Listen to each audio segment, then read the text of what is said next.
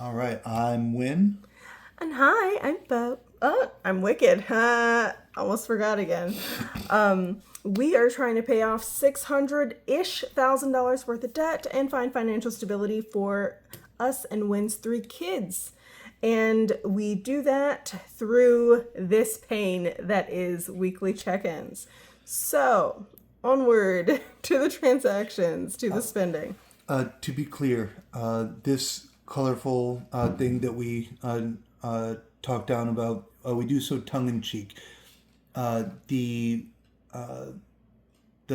pain of going through 1 week at a time is way less than the chaos suffered from not knowing what's going on and constantly being in a state of uncertainty. I'm going to say it again later, but I will take budget over broke any day. Yes, currently we may be both. But onward to transactions. Okay, so on the 10th, Wynn brought into the budget $2,950 from our tenants. He paid S&M Collections $50, and then I got Snacky Snacks for $2, and I used cash back on my Citibank credit card, which I put towards the city loan for $50. Yeah. And then I paid the minimum payment on Capital One for $105. And on the 11th, I stuffed $150 in my variable categories. And then on the 12th, I used $6 of house maintenance fund to pay $6 of the utility bill. And yes, I know it's weird, already paid utility bill on the 7th, but this how it worked out was the utility bill, in order to set up a payment plan for the past payments that were due, because the utility bill was in someone else's name. It's water and sewer and trash. That was in someone else's name before, and we just got to put in our name, but the bill hadn't been paid since we bought the house, so we have to back pay that.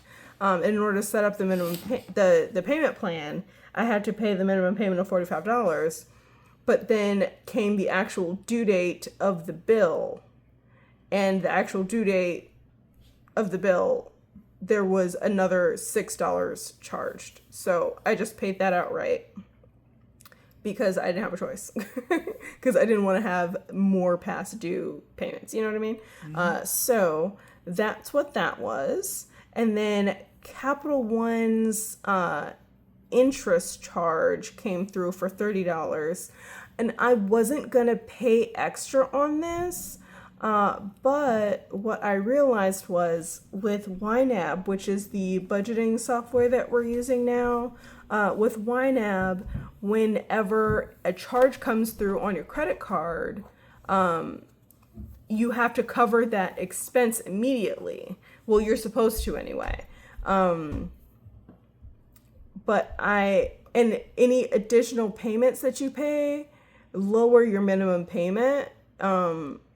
But they still, you're still making them. So when that interest charge came through, YNAB told me I needed to pay $30. So I did, and that will lower the minimum payment later. But that's technically an unbudgeted amount because I already paid the minimum payment for last month. But this is the new interest charge, if that makes sense.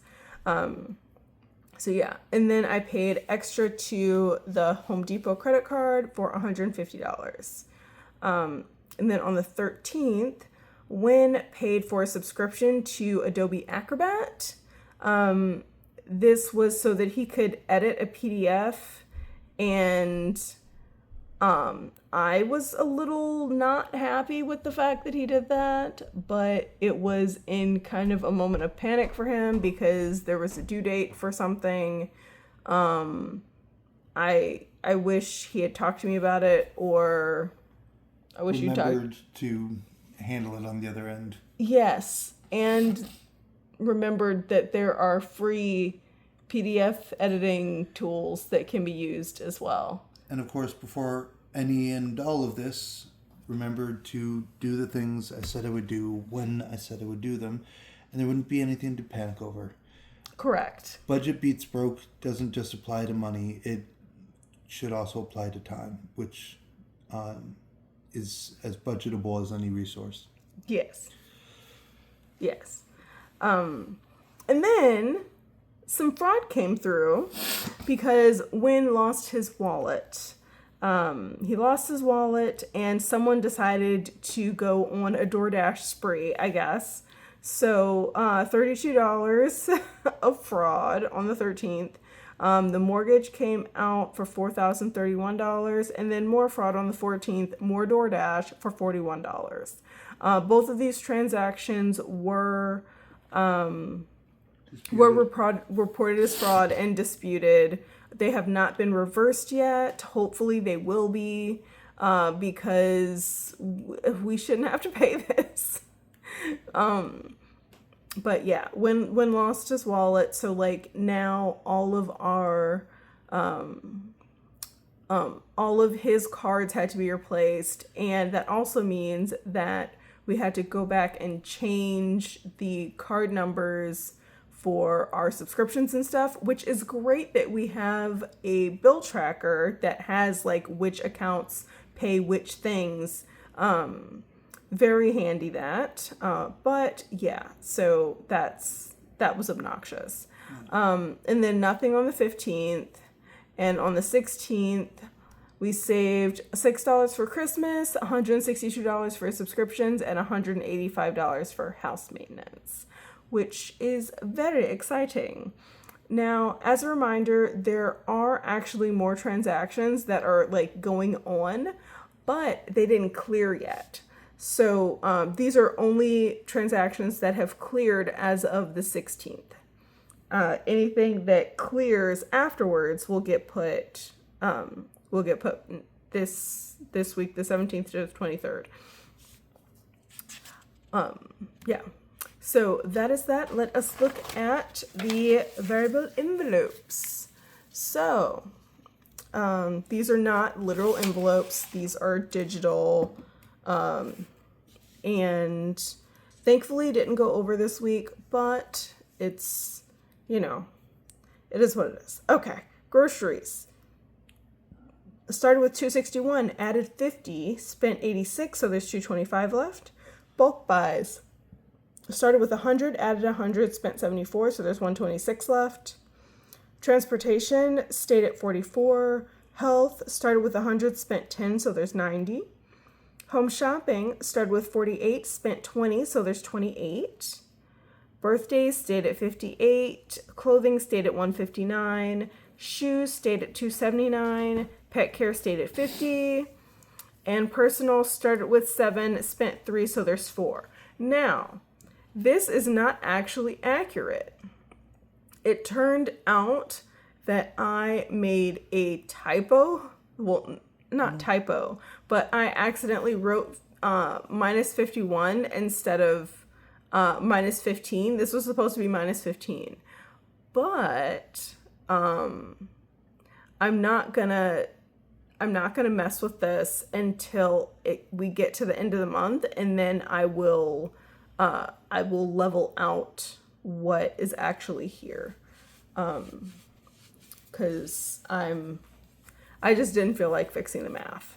And then Alphabus stayed at 400. This is me matching what the boys put in their savings accounts. They have not been doing so, so we are staying at 400. Now, let us see what that means for the paycheck, because we are closing this sucker out. For inflow, his paycheck was $13.48 as budgeted. My paycheck was $15.91 as budgeted. Other income, $29.50, which is more than budgeted, and that is a-okay. It's just we didn't budget more because we didn't have the rental income yet.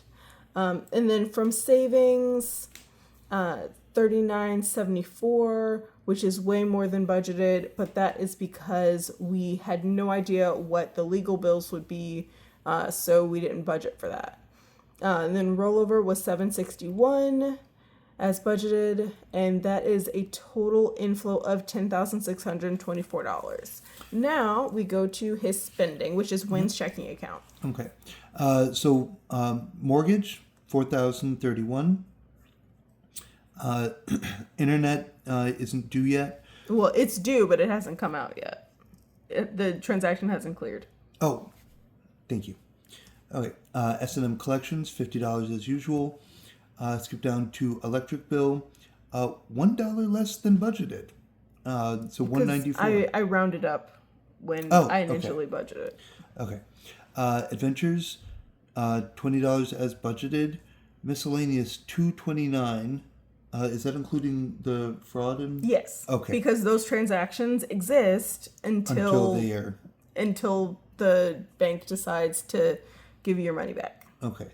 And then for rollover, we're looking at 535, still in play. The subtotal for my spending is subtotal remaining, 5,059. No, that is a subtotal of your spending. Oh my God, because the mortgage. What? Sorry. Subtotal spent 5,059, which leaves 5,565 remaining. To date, and this is the longest I've ever gone into a school year and not had a full, reliable check. But because I'm not in a steady place with income, it's not appropriate to start saving up again. Nope, because you were going to need this $535 coming up because your paycheck that you just got was really short. Yeah. So, on to my spending, which is my checking account. For dining out, we did really well this time, only $8 as opposed to the $30 that was budgeted. YouTube Premium Family, $26 as budgeted. Fabulous, $2 as budgeted. Capital One, $135 as opposed to the $105 budgeted, and that is just because the interest hit, so that will lower next month's minimum payment, but this minimum payment was still paid. And then city loan ended up being $7 as opposed to the $0 budgeted. The interest hit on this as well, but then I used cash back to pay back most of it. So $7 left on that. And then extra debt, $150 as budgeted, variable envelope, $610 as budgeted, and no rollover, which brings us to a subtotal of $938, leaving us with $4,627. Now down to my saving. Christmas got 21. It's just random because we pull cards, playing cards to get the amount of this. So 60 is the highest that we could pull. But it was 21 this time. House maintenance, $185, more than budgeted. I considered putting some of that towards car maintenance because 172 was the goal. However, we are spending a lot of the house maintenance money because we have the utility bill that's going to be coming out of that for now, at least until probably until next school year. And it's just, we need more money in there. And then insurance, $169, just $1 more than budgeted. Phone, $88 as budgeted. Registration and license, $28 as budgeted. Subscriptions, $162 as budgeted. And that leaves us at a total of $653, which is a little less than budgeted, but that's okay because that's really just because I paid the Capital One interest. And then that leaves us with $3,974, which takes us to savings spent. So for savings spent, subscriptions, the Fabulous subscription, the annual one, did not come out yet. It didn't clear yet.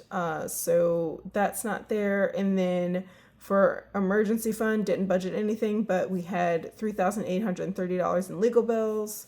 And then house maintenance was $144. So that is a subtotal of 3,974. And because that is what's left, that is a zero-based budget, which of course does not mean our bank accounts are at zero. It means that every dollar has a job. I have noticed lately that little things like dining out and my personal spending are starting to level out. This time around, it was unexpected events that led to me going over budget on miscellaneous, not me spending on frivolous things. The point being that with fewer repairs and not taking on debt, we are starting to slowly even out. But this victory is a long slog, not a quick turnaround. Is times like these when consistency is most important, which of course is why budget will beat broke. Even if it is not looking victorious right now, it will get us there. Yep. Never forget that you too deserve financial stability. And if you have lost your wallet and had to come through a similar thing, did you still include the fraudulent transactions in your budget, or did you just leave them out until you kind of knew whether or not they would clear or not? Or not clear, but whether or not they would be reversed. Let us know in the comments. Love you so much. You deserve financial stability and hope you have a great day on purpose. Bye.